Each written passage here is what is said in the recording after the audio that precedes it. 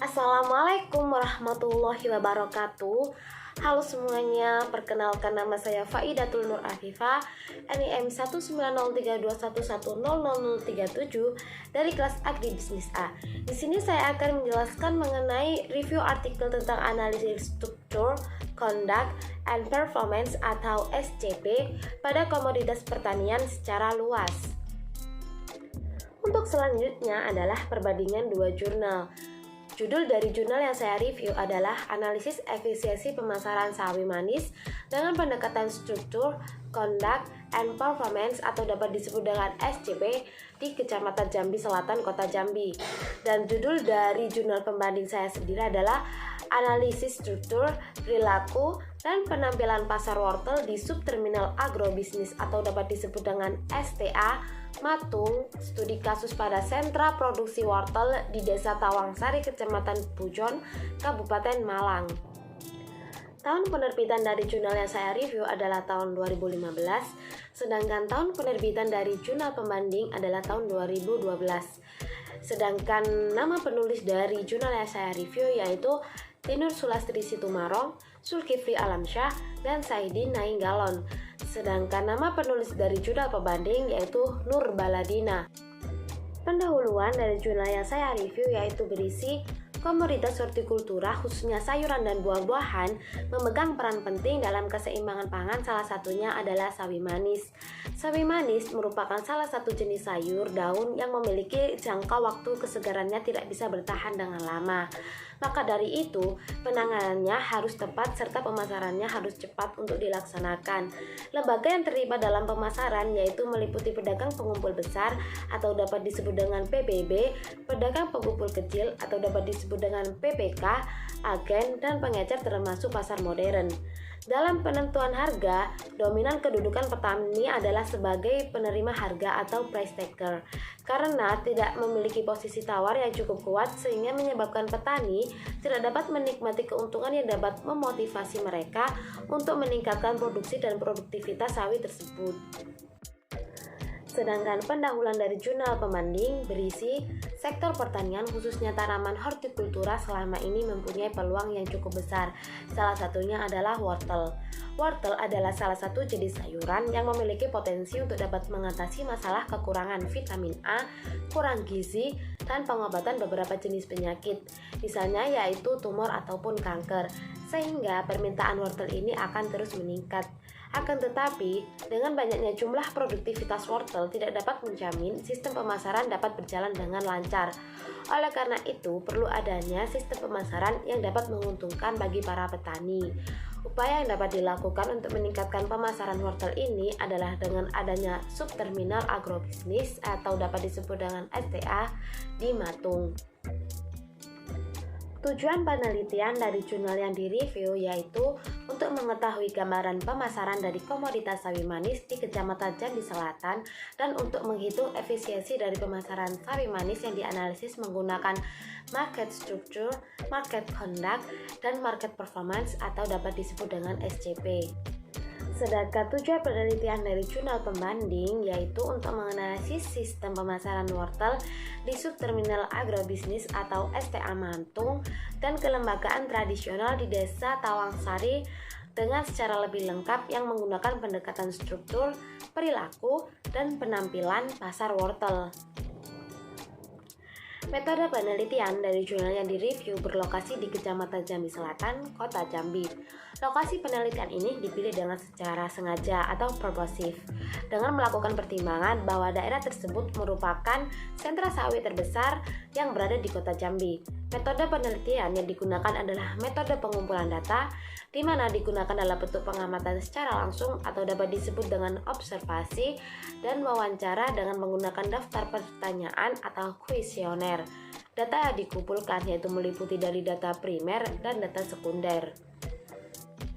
Sedangkan metode penelitian dari jurnal pembanding yaitu lokasi penelitian dipilih dengan secara sengaja atau purposif di subterminal agrobisnis atau STA Matung dan di Desa Tawangsari, Kecamatan Pujon dengan melakukan pertimbangan karena memiliki kelembagaan pemasaran sayuran yang dapat dikaji. Metode yang digunakan dalam analisis ini yaitu metode kualitatif deskriptif yang menggambarkan suatu keadaan, dan kuantitatif yang mengetahui jenis dari struktur pasar, nilai margin pemasaran, dan distribusi margin, share harga, serta kelayakan usaha dari masing-masing setiap lembaga pemasaran wortel. Untuk selanjutnya yaitu hasil dan pembahasan dari jurnal yang direview, yaitu pemasaran sawi manis di Kecamatan Jambi terdiri dari 5 pola saluran pemasaran.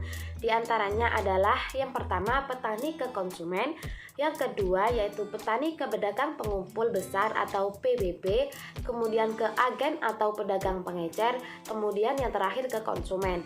Yang ketiga adalah petani ke pedagang pengecer, kemudian ke konsumen. Yang keempat yaitu petani ke pedagang pengumpul kecil, kemudian ke pedagang pengecer, kemudian yang terakhir yaitu kepada konsumen. Dan yang kelima adalah petani ke pasar modern, kemudian ke konsumen. Saluran pemasaran yang dijadikan sebagai alternatif para petani adalah saluran yang keempat, karena saluran yang keempat ini dapat menguntungkan bagi para petani.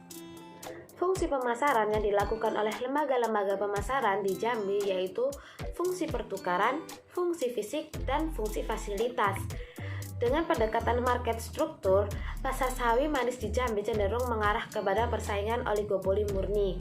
Jika dilihat dari perilaku pasar, sistem pembayaran masih terjadi antara pedagang pengumpul dengan petani dan antara pedagang pengumpul dengan pedagang eceran yang langganan. Sedangkan dari kinerja pasar menunjukkan bahwa penyebaran margin, farmer share, dan rasio keuntungan tidak merata pada setiap lembaga pemasaran. Dari indikator SCP yang telah dijelaskan di atas, maka diketahui bahwa pemasaran sawi di Jambi Selatan belum efisien secara sempurna. Next adalah hasil dan pembahasan dari jurnal pembanding yang berisi dari saluran pemasaran. Saluran pemasaran di sini berjumlah 9. Yang pertama adalah petani ke pedagang canda kula, kemudian ke grosir atau retail, kemudian ke pedagang antar daerah. Yang kedua yaitu petani ke pedagang canda kula, kemudian ke pedagang antar daerah. Yang ketiga adalah petani ke pedagang canda kula, kemudian ke pengecer. Yang keempat adalah petani ke pedagang canda kula, kemudian ke grosir atau retail, kemudian ke pengecer. Yang kelima adalah petani ke grosir atau retail, kemudian ke pengecer. Yang keenam adalah petani ke grosir atau retail, kemudian ke pedagang antar daerah. Yang ketujuh yaitu petani ke pedagang pengecer. Yang kedelapan adalah petani ke pedagang pengumpul, kemudian ke pengecer. Dan yang terakhir atau yang kesembilan yaitu petani ke pedagang pengumpul, kemudian ke pedagang antar daerah. Pembahasan selanjutnya adalah struktur pasar wortel di subterminal agrobisnis STA Mantung dan kelembagaan tradisional di suatu desa Tawangsari yang mengarah terhadap persaingan tidak sempurna, yaitu pasar oligopsoni, di mana hal tersebut yang dapat menyebabkan terjadi suatu posisi tawar petani wortel berada pada kondisi yang cukup lemah dan sebagai price taker. Diferensiasi dari produk yang dilakukan pada lembaga pemasaran hanya dapat berupa sortasi dan grading. Perilaku pasar pada pemasaran wortel ini terdapat berbagai macam kolusi dan taktik, terutama yang akan dilakukan oleh suatu lembaga pemasaran dengan tujuan untuk dapat meningkatkan keuntungan. Penentuan harga di tingkat petani adalah pedagang canda kula dan grosir atau retail STA Mantung, serta pedagang pengumpul pada kelembagaan tradisional, sedangkan petani hanya berperan sebagai pihak price taker. Penampilan pasar menghasilkan margin pemasaran, share harga, dan RC rasio yang bervariasi untuk 9 saluran pemasaran wortel di STA Mantung dan kelembagaan tradisional di Desa Tawangsari. Saluran pemasaran wortel yang paling efisien untuk dilakukan yaitu pada saluran pemasaran yang ke-7. Hal ini dinyatakan dengan paling sedikitnya pelaku pasar yang terlibat, nilai margin pemasaran yang terendah, dan share harga yang diterima petani yang cukup tinggi, serta tingkat efisiensi usaha yang tertinggi jika dibandingkan dengan 8 saluran pemasaran yang lainnya. Selanjutnya adalah komentar. Menurut pendapat saya, di dalam metode penelitian yang digunakan oleh jurnal yang direview berjudul analisis efisiensi pemasaran sawi manis dengan pendekatan struktur, conduct, hand performance atau dapat disebut dengan SCP di Kecamatan Jambi Selatan, Kota Jambi. Ini menggunakan metode pengumpulan data secara observasi dan kuesioner. Metode pengumpulan data secara observasi memiliki kekurangan yang perlu diperhatikan, yaitu diperlukan waktu yang cukup lama untuk melakukan observasi dengan secara maksimal.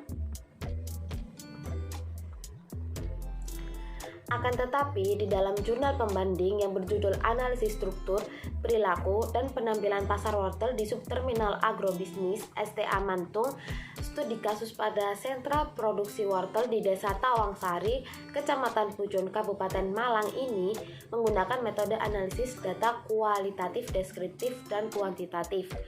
Metode analisis data kualitatif, deskriptif, dan kuantitatif ini lebih efisien jika dibandingkan dengan metode pengumpulan data dengan secara observasi.